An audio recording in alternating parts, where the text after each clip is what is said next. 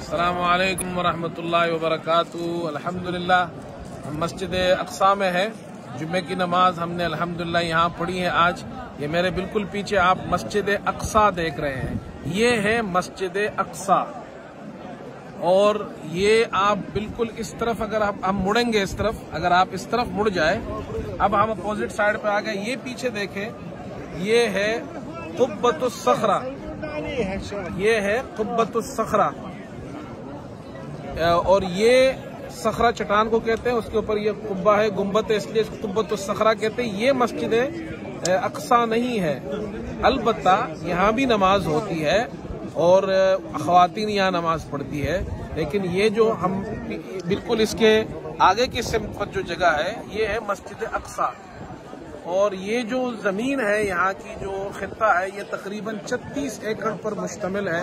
इसमें एक मस्जिद अक्सा है, एक मस्जिद कुब्बतुस सखरा है, इधर मस्जिद क़िबली है जो कुछ सालों पहले दरियाफ्त हुई है।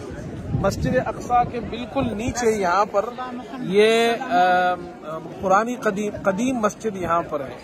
और इस तरफ दरख्तों के पीछे जो मस्जिद है वो मस्जिद बुराक उसका नाम है, जो रसूल करीम सल्लल्लाहु अलैहि वसल्लम मेराज पर आए थे तो आपका बुराक यहाँ पर बांधा गया था। इस पूरे हिस्से को यहाँ का अक्सा का हरम कहा जाता है और ये इस शहर के बिल्कुल वस्त में वाक़े है। बहुत खूबसूरत जगह है। मुसलमानों ने नमाज पढ़ी यहाँ पर, हम सब ने नमाज पढ़ी यहाँ पर। और नमाज के बाद ये सारे अरब हजरात यहाँ बैठ जाते हैं, मर्द भी आते हैं, ख़वातीन भी आती है। अल्लाह ताला इस हरम को आबाद रखे। और ये मुबारक सरजमीन है, अंबिया अलैहिमुस्सलाम की सरजमीन है।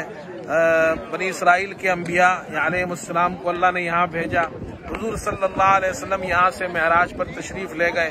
तो ये हरम शरीफ और मस्जिद नबवी के बाद मुसलमानों के लिए सबसे जो बड़ी मुक़द्दस जगह है, वो तीसरी बड़ी मुक़द्दस मस्जिद वो यहाँ की मस्जिद है। अस्सलामु अलैकुम।